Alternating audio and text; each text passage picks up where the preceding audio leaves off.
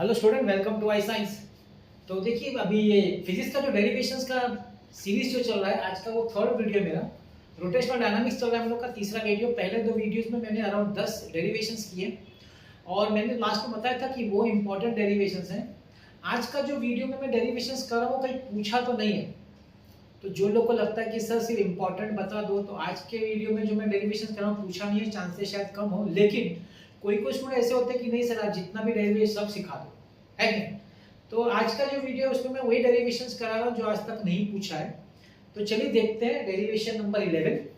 इसमें क्वेश्चन है, obtain an expression for moment of inertia of a uniform disc. Disc समझते ना, एक चपटा सा, जैसे आपका कॉइन होता है, 2 रुपए का कॉइन, आपने सिक्का देखा हो, कितना पतला चपटा, थिकनेस ऑलमोस्ट नेग्लिजिबल, उसको हम डिस्क बोलते हैं। ठीक है, पूरा एरिया पूरा मैटर से भरा रहता है, यूनिफॉर्मली एकदम भरा रहता है मैटर से, और पतला चपटा रहता है। ऐसा डिस्क है और अपने सेंटर से एक्सिस परपेंडिकुलर के सेंटर से वो गोल गोल घूम रहा है। अगर आपने चैप्टर किया तो आपको उसका फॉर्मूला मालूम होना चाहिए। Moment of inertia of the disc about the centre is half mr², जहां पे m जो है उसका मास है और r जो है वो डिस्टेंस फ्रॉम द एक्सिस है। ये फॉर्मूला हमको डिराइव करना है, ये फॉर्मूला डिराइव करना है, याद रखिए ये फॉर्मूला हमको डिराइव करना है। ठीक है, अब इसके लिए क्या करते हैं, ये देखिए डिस्क है, गोल डिस्क है, ये पूरा भरा है, ये खाली जगह में, इसको मत समझिए खाली है, ये पूरा भरा हुआ जगह है। अब हम लोग इसके बारे में ये बोल सकते हैं कि एक डिस्क है, इसका मास m है, लिख देता हूं मैं, इसका मास कैपिटल M है और इसका रेडियस r है। ठीक है, स्टार्ट ऐसे ही करेंगे। फिर क्या करेंगे, फिर हम लोग बोलेंगे कि एक छोटा सा रिंग अज्यूम करो, कटा हुआ एक छोटा सा रिंग, इसको एलिमेंटल रिंग बोलते हैं। वो रिंग जो है स्मॉल रेडियस r है, उसका थिकनेस जो है dr है, ये dr है, dr। मैंने अभी रिंग क्यों लिया, क्योंकि आप थोड़ा इमेजिन करें इसको, इमेजिन कि डिस्क देखिए पूरा यूनिफॉर्म है। अगर हम रिंग लेंगे, एक रिंग लिया, उसको दूसरा रिंग से ज्वाइन किया, फिर तीसरे रिंग से रेडियस धीरे धीरे बढ़ाते गए, एक रिंग के अंदर दूसरा रिंग ऐसा फिट करते गए, तो जब सब फिट हो जाएगा तो क्या बन जाएगा, वो डिस्क बन जाएगा। अगर आप कॉन्सेंट्रिक रिंग्स लेंगे, सेम सेंटर सबका सेम, लेकिन रेडियस चेंज होता जाएगा। स्टार्टिंग में रेडियस 0 होगा, डॉट, फिर धीरे धीरे रेडियस बढ़ाते जाइए और सबको ज्वाइन करते हैं। एक रिंग रखा, उसके ऊपर दूसरा, उसके अंदर तीसरा, ऐसे एक के ऊपर एक फिट होता जाएगा ना रिंग, तो बाद में एक लास्ट में क्या बन जाएगा, उसका डिस्क। तो हम लोग क्या बोल रहे हैं, हम लोग ये बोल रहे हैं कि रिंग्स को लेके हम लोग उसको कंटिन्यूअसली ज्वाइन करेंगे और उससे बनाएंगे डिस्क। तो इसका मतलब है हम लोग रिंग का मोमेंट ऑफ इनर्शिया लेके उसको इंटीग्रेट करेंगे। ये कंसेप्ट है इस डेरिवेशन का। रिंग का मोमेंट ऑफ इनर्शिया लेंगे और उसको हम लोग इंटीग्रेट करेंगे। कहां से इंटीग्रेट करेंगे, सबसे स्मॉलेस्ट रेडियस 0 और सबसे मैक्सिमम रेडियस r, यहां तक हम लोग रिंग को इंटीग्रेट, मतलब इंटीग्रेट क्यों कर रहे हैं, हम लोग ये अज्यूम कर रहे हैं कि अलग जो रिंग्स होगा वो एक के बाद एक उसको ज्वाइन होता जाएगा, कॉन्सेंट्रिक रिंग्स एक के अंदर एक फिट होता जाएगा और पूरा बन जाएगा डिस्क। ये आपको थोड़ा इमेजिन करना पड़ेगा और फिर उससे हम फॉर्मूला डिराइव करेंगे। हमने आपको बहुत बेसिक चीज समझाई है, अब उसको मैं लिखूंगा, ध्यान से समझिएगा। पहले हम लोग क्या लिखेंगे, पहले हम लोग लिखेंगे consider uniform disk of mass m, capital M, and radius capital R, and radius R, rotating about an axis perpendicular, ये लिखने का, perpendicular to its plane and passing through the center, या through its center, passing through its center। जो बड़ा सा disc है, उसका axis उसके सेंटर से पास हो रहा है, वो गोल गोल गोल गोल डिस्क घूम रहा है। अभी देखिए ये यूनिफॉर्म डिस्क है, यूनिफॉर्म डिस्क है तो उसका एक सरफेस डेंसिटी होगा, सरफेस डेंसिटी मतलब मास अपॉन एरिया, तो मास तो है कैपिटल है, एरिया है पाई r स्क्वायर, क्योंकि ये सर्कल है। डिस्क जो है सर्कुलर होता है तो सर्कुलर का एरिया हो जाता है पाई r स्क्वायर, क्योंकि थिकनेस उसका ऑलमोस्ट नेग्लिजिबल है। तो हम उसको सर्कल ही समझते हैं, तो उसका एरिया हो जाएगा पाई आर स्क्वायर। ये क्यों यूज किया? अच्छा, सरफेस डेंसिटी का मैं सिंबल भी लिख देता हूँ, आप लोगों को सिंबल मालूम होना चाहिए। सरफेस डेंसिटी को सिग्मा से डिनोट करते हैं, sigma mass upon area that is equal to m upon pi r square. ये तो बड़ा डिस्क था। अब हम लोग आएंगे हमारे रिंग्स। जब हम रिंग, क्योंकि हमको इंटीग्रेट रिंग्स करना है, तो हम बोलेंगे, अभी हम क्या बोलेंगे देखिए, since the disk is uniform circular object, therefore we consider it to be made of number of concentric rings, whose radii varies from r is equal to 0 to r is equal to capital R। तो छोटा, सबसे छोटा जो ring होगा वो dot होगा, उससे बड़ा रेडियस, फिर बड़ा रेडियस, ये सब ज्वाइन होते होते एक बड़ा सा डिस्क बनेगा जिसका फाइनल रेडियस r होगा। हम ऐसे बहुत सारे रिंग्स अज्यूम कर रहे हैं, बहुत सारे रिंग्स ज्वाइन कर रहे हैं। अब हम लोग बोलेंगे कि उनमें से एक रिंग को कंसीडर करो, कंसीडर, उसको एलिमेंटल रिंग नाम दिया है, तो हम लोग बोलेंगे अभी कंसीडर वन सच रिंग, एक ऐसा रिंग कंसीडर करो बीच में से, one such ring whose mass is dm, इसका मास dm है, लिख देता हूं, ये जो छोटा सा रिंग है ना, इसका मास है dm, whose mass is dm, radius is small r and width या thickness बोलो, जो भी बोलो, width या thickness, रिंग का थोड़ा thickness होता है ना, width, and with dr where dr is almost equal to 0 है, बहुत ही थिक। अभी रिंग होगा तो उसका कुछ तो थिकनेस होगा, वो हम लोग अज्यूम करें है, लेकिन बहुत ही कम है, ऑलमोस्ट इक्वल टू 0, ऐसा ये अजम्पशन है। तो इसके हिसाब से what will be the area of ring, area of ring हो जाएगा जो सर्कमफरेंस है रिंग का इनटू द थिकनेस, तो सर्कमफरेंस होगा 2 pi r into the thickness is dr, thickness dr। अब ये एरिया ऑफ रिंग मिल गया, तो इसका सरफेस डेंसिटी कितना होगा, सिग्मा, इसका सरफेस डेंसिटी होता है मास अपॉन, इसका मास है स्मॉल m अपॉन इसका एरिया है 2 पाई r dr, ठीक, इतना लिख लिया। अब हम क्या करने वाले हैं, अब हम लोग इस रिंग का, पहले तो इस रिंग का हम लोग मोमेंट ऑफ इनर्शिया निकालेंगे, therefore moment of inertia of this ring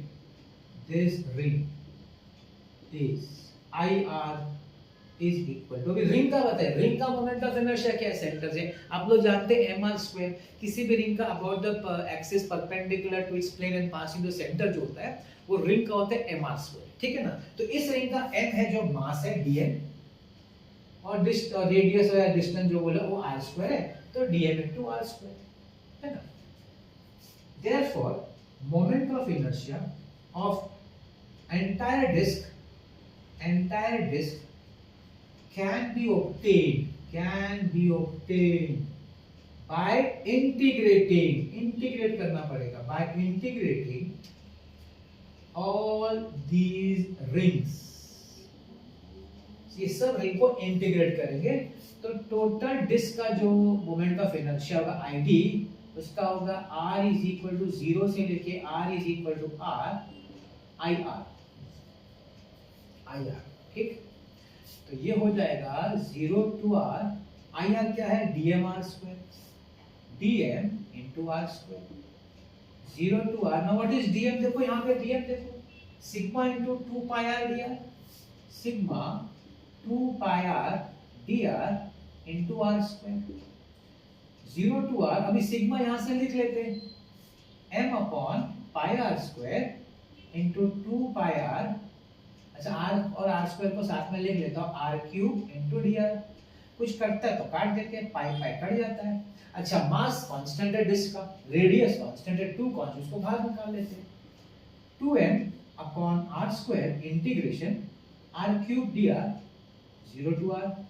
क्या आप जानते हैं एक्स क्यूब का इंटीग्रेशन क्या है? तो जानते होंगे एक्स रेज टू 4 अपॉन 4, यहाँ लिखते हैं हम लोग 2m upon r square r raise to 4 upon 4 limit from 0 to r। अब आप जानते हैं ना इसका क्या करने का, इसका आपको पहले अपर लिमिट सब्स्टिट्यूट करने का, माइनस करके लोअर लिमिट सब्स्टिट्यूट करने का। तो id इज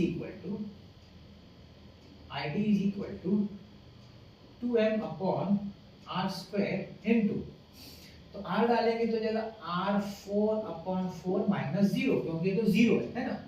अब देखिए क्या कटता है, ये 2 1 जा 2 2 जा, और ये 2r यहाँ से कट जाएगा, r स्क्वायर बचेगा। तो क्या हो जाएगा mr स्क्वायर अपॉन 2, भाई आ गया हाफ mr स्क्वायर, आया कि नहीं? यही तो चाहिए था, हाफ mr स्क्वायर। तो ये क्वेश्चन है जो पूछा नहीं अभी तक, लेकिन देखिए कुछ भी हो सकता होने को तो, लेकिन पूछा नहीं है।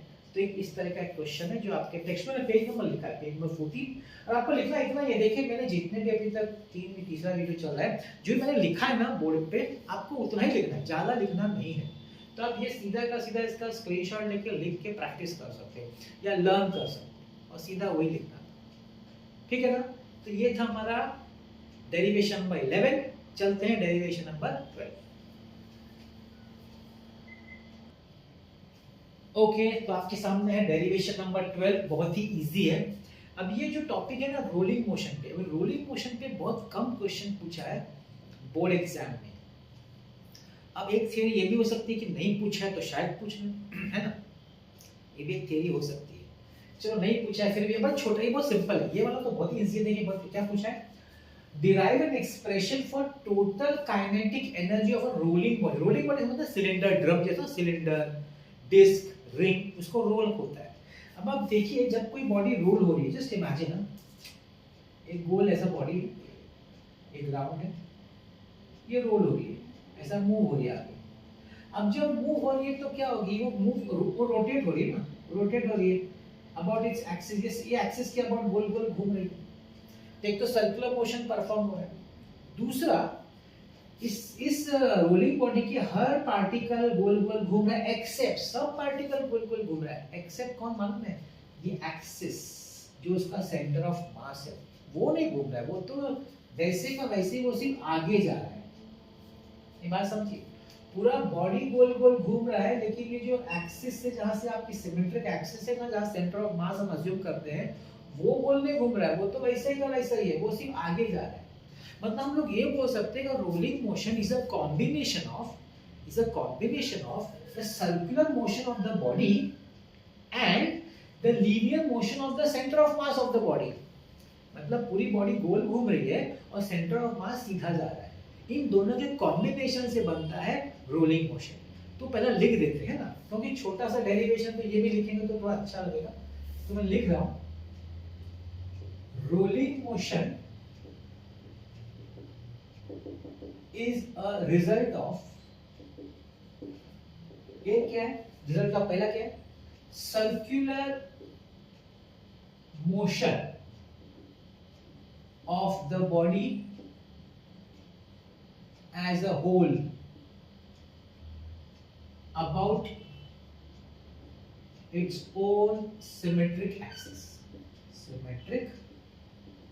जैसे ये रोलिंग बॉडी है तो ये इधर इसका एक्सिस होगा, इसी के अबाउट गोल गोल गोल गोल घूम रहा है, सर्कुलर मोशन परफॉर्म कर रहा है।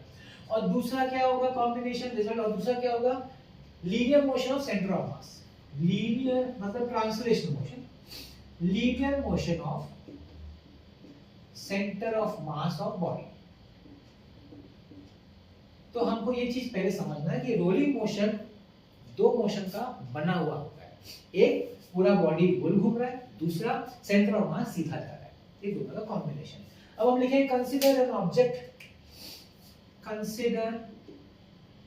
N object of moment of inertia I, गोल घूम रहा है तो उसका मोमेंट ऑफ इनर्शिया होगा। Consider an object of moment of inertia I rolling uniformly, एकदम आसान, अच्छी तरह सिमेट्री, अच्छी तरह से रोल हो रहा है, कोई प्रॉब्लम नहीं है, ये हम लोगों ने अज्यूम किया। अब यहाँ पे कुछ टर्म्स है जो यहाँ स्पेसिफाई किया, टेस्ट हम भी कर लेते हैं। लेट v v क्या हो जाएगा, linear speed of centre of mass. Centre of मास का जो स्ट्रेट लाइन स्पीड है ना, स्ट्रेट लाइन, वो v है। ओमेगा हम बोल सकते हैं एंगुलर स्पीड, गोल गोल जो घूम रहा है, एंगुलर स्पीड ऑफ बॉडी। यहाँ पे आपको पता होगा कि omega is equal to v by r, क्या जानते हैं कि नहीं? इसका रेडियस r है, इसका रेडियस r है, इसका मास m है, वो भी लिख लेते हैं। m is mass of body, mass of body. अच्छा एक और चीज है, k भी है, k, I hope you know what is k, radius of gyration, radius of gyration. आप जानते हैं ना I is equal to M K square, ये रिलेशन है मोमेंट ऑफ इनर्शिया और रेडियस ऑफ गायरेशन में I is equal to M K square is a relation. ठीक, okay, चलिए लिख लेते हैं। अभी क्या है, कुछ नहीं हो गया, बस 2 लाइन में खत्म हो रहा है। हमको टोटल काइनेटिक एनर्जी चाहिए, total kinetic energy of rolling body is equal to translational motion of translational kinetic energy of center of mass plus rotational kinetic energy of body।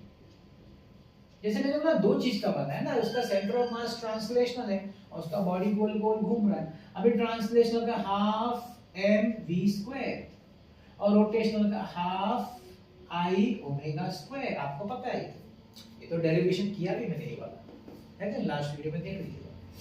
Okay, half M V square plus half, अभी I को देखिए, आई को लिख सकते M K square into omega को क्या लिख सकते हैं, v upon r the whole square, v upon r the whole square. तो half M V square plus half M K square into V square by R square. क्या common निकलता है, common निकलता है हाफ एम वी स्क्वायर, क्या बचता है 1 plus K square by R square. This is your derivation, total kinetic energy of rolling body.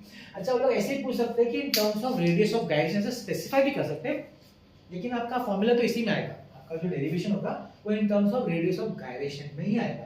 कोई बार ऐसा क्वेश्चन पूछ सकते हैं कि find the expression for total kinetic energy of rolling body in terms of radius of gyration, तो यही चीज है, वो अलग नहीं, यही चीज है। कोई बोलेगा यहाँ छोड़ने का, हम लोग यहाँ तक करेंगे, यहाँ तक करेंगे तो आपको फुल मार्क्स मिलेगा। बड़ा इजी देख रहे हैं, 2 मार्क का ये ज्यादा है भी नहीं, तो मैंने एक्स्ट्रा ये 2 लाइन तो शायद कोई नहीं भी लिखेगा ना तो भी चलेगा एक बार, क्योंकि ये तो मैंने एक्सप्लेनेशन लिखा है। एक्चुअली आपका प्रूफ में यहाँ से कंसीडर से इतना ही है, ये तो क्या समझाने के लिए और थोड़ा सा लेंथी भी लगे तो मार्क्स देने में एग्जामिनर को भी अच्छा लगे, इसलिए मैंने 2 लाइन लिखा है।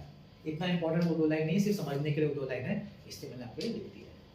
ठीक है, तो ये रोलिंग मोशन का है टोटल काइनेटिक एनर्जी। एक और है रोलिंग मोशन का, आपने पढ़ा होगा अगर टेक्स्ट बुक, तो उसमें स्पीड और एक्सेलरेशन है जब बॉडी रोल करती है अलोंग एन इंक्लाइंड प्लेन, वो वाला एक और डेरिवेशन है, तो फिर चैप्टर खत्म हो जाता है। चलिए देख लेते हैं डेरिवेशन नंबर 30। तो आपके सामने मैं लास्ट डेरिवेशन लाया हूं रोटेशनल डायनामिक्स का। ये क्वेश्चन एक्चुअली क्वेश्चन बैंक में है। अगर आपके पास वो वाइलर्न ऐप है, आपने डाउनलोड किया, तो वहाँ पे जो रोटेशनल डायनामिक्स का जो क्वेश्चन बैंक दिया हुआ है ना बोर्ड वाला, उसमें क्वेश्चन दिया है, इसलिए मैं बोला चलो ये भी कर लेते हैं। ठीक, क्या है डेरिवेशंस का, अ रिजिड ऑब्जेक्ट, तो एक रिजिड ऑब्जेक्ट है तो मैं लिख देता हूं यहाँ पे, consider a rigid object of mass m and radius r rolling down an inclined plane without slipping। अच्छा, inclined plane का inclination है theta, inclination of plane is theta, ये इनिशियल है। क्या है देखिए समझ लीजिए, एक इंक्लाइंड प्लेन है, ये बॉडी है जो रोल कर रही है, रोलिंग बॉडी रोल करते करते एक vertical height h distance cover करती है, वर्टिकल हाइट, क्योंकि हम लोगों ने बोला है derive expression for acceleration along the track and the speed after falling through a certain vertical distance. Falling through certain vertical distance में ये मत समझ लीजिएगा कि ऐसा vertically गिर रहा है, नहीं, ये जा तो रहा है along the plane, inclined plane, लेकिन यहाँ से यहाँ तक, सपोज ये पॉइंट A है, ये पॉइंट B है, तो पॉइंट A से पॉइंट B जो डिस्टेंस S है along the plane, वो वर्टिकली कितना है, वो h है। तो उनका ये कहना है कि जा तो रहा है वो प्लेन में, लेकिन वर्टिकल डिस्टेंस कवर कर रहा है h, तो उसके हिसाब से कि इस जगह पे उसका वेलोसिटी कितना होगा 1, और अलोंग द ट्रैक उसका एक्सेलरेशन कितना होगा। ये दो डेरिवेशन, दो फॉर्मूला अपने को डिराइव करना है। आई होप यू अंडरस्टूड, ठीक है। तो अब देखिए, सबसे पहले तो हमने लिख दिया स्टार्टिंग का पार्ट जो लिखना था। अब हम बात करेंगे स्पीड का, v का इधर का। तो हम लोग बोलेंगे let v be the linear speed किसका linear speed, सेंटर ऑफ मास का। अभी इस डेरिवेशन के पहले मैंने बताया था ना, रोलिंग बॉडी में लीनियर स्पीड सेंटर ऑफ मास का होता है। let v be the linear speed of center of mass of object after falling through a vertical distance h, ठीक है। h डिस्टेंस से फॉल मतलब मूव कर रहा है इधर ही, लेकिन उसका वर्टिकल डिस्टेंस h है, ठीक। अब देखिए क्या है, अब यहाँ पे बॉडी स्टेशनरी, स्टार्टिंग तो आपने छोड़ा होगा तो स्टेशनरी होगा, तो उसके पास एनर्जी थी पोटेंशियल। अब जब वो यहाँ पहुंच गई तो वही पोटेंशियल ग्राउंड पे आ गई, तो पोटेंशियल तो नहीं रहा, तो पोटेंशियल किस में कन्वर्ट हो गया, काइनेटिक। तो हम लोग अभी क्या यूज करेंगे, conservation of energy. Using conservation of energy, potential energy at top is equal to kinetic energy at bottom. Potential energy at top, m is the mass, g is the acceleration, and ये height, vertical height h is equal to kinetic। अभी इसके पहले वाला derivation वही लिख देने का, direct लिख सकते हो, half m v square 1 plus k square by r square, आप लिख सकते हैं, नो प्रॉब्लम। ये देखिए कटा 2gh, ये नीचे आया 1 plus k square by r square is equal to v square. तो भाई फॉर्मूला एक डेरिवेशन हो गया भाई, v is equal to root 2gh upon 1 plus k square by r square. ये आपका एक डेरिवेशन हो गया, आपने स्पीड निकाल दिया after the body covers a vertical distance h, मतलब यहाँ पहुंच के उसका स्पीड का ये फॉर्मूला है। अब मतलब बॉडी का स्पीड इनिशियली 0 था, बाद में उसका स्पीड v हो गया, मतलब स्पीड चेंज हो रहा है, इंक्रीज हो रहा है, मतलब वहां एक पे एक्सेलरेशन है। तो अगर एक्सेलरेशन है तो उसका बोला है उसका ही फॉर्मूला डिराइव करो, ठीक है। हम लोग क्या बोलेंगे, since the velocity of body increases from 0 to v, therefore let a be the acceleration। क्योंकि वेलोसिटी अगर चेंज होगी मतलब एक्सेलरेशन होना चाहिए, है कि हम यूज करेंगे kinematical equation. Using kinematical equation, सोचिए कौन सा काइनेमेटिकल इक्वेशन आप यूज करेंगे, kinematical v square is equal to u square plus 2as। तो v स्क्वायर तो ये है ना, v स्क्वायर ये ले लो, क्या 2gh upon 1 plus k square by r square is equal 0 plus 2as। अभी s का ध्यान दीजिए, s यहां मुझे लिख देना चाहिए था, let s be the here s is the distance covered along the track, ये ट्रैक के along जो डिस्टेंस है वो s है, वो लिख देते हैं। ओके, अभी s को मैं h में अगर लिखना चाहूं तो कैसे, देखिए थीटा के ऑपोजिट है, तो sin theta is opposite upon hypotenuse, वही लिखा। तो s को क्या लिख सकते हैं, h upon sin theta, yes और नो।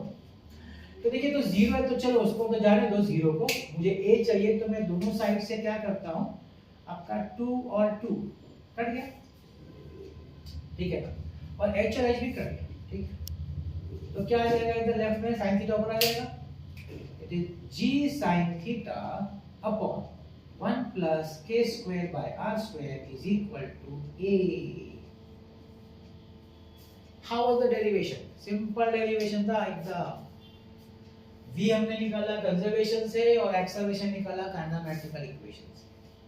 यहाँ पे आपका रोटेशनल डायनामिक्स का जितना भी पॉसिबल डेरिवेशन था मैंने सब कंप्लीट कर दिया। आई होप आपको समझ में आ गया होगा, इजी था। अगर अच्छा लगा हो तो प्लीज इसको शेयर करें, जितने आपके फ्रेंड्स हैं सबके साथ, उनको फायदा होगा डेफिनेटली। मेरा जो next video mechanical properties of fluids का लाऊंगा, देखते रहिएगा मेरा वीडियोस। अगर कुछ आपको इसमें चेंजेस, आपको कुछ फीडबैक देना हो तो जरूर दीजिएगा। अगर उसमें अच्छा कुछ फीडबैक होगा तो डेफिनेटली मैं उसको अपनाऊंगा और अपने में चेंजेस लाऊंगा। तो देखते रहिएगा ऐसा वीडियोस। मैं याद दिला दूं, मैंने मैथ्स थ्योरम्स का भी वीडियो डाला हुआ है, प्लेलिस्ट है, देख लीजिए। जितने बोर्ड एग्जाम मैथ्स थ्योरम पूछे जाते हैं मैंने सब उसका वीडियो डाला हुआ है, चैप्टर वाइज डाला है। 6 चैप्टर टोटल, पार्ट 1 में 3, पार्ट 2 में 3, उसको भी देखिए। उसका भी 15 मार्क्स है, वो भी आप लीजिए, है कि नहीं? इसका फायदा उठाइए, देखते रहिएगा मेरा वीडियोस। आज का मेरा वीडियो बहुत बहुत धन्यवाद।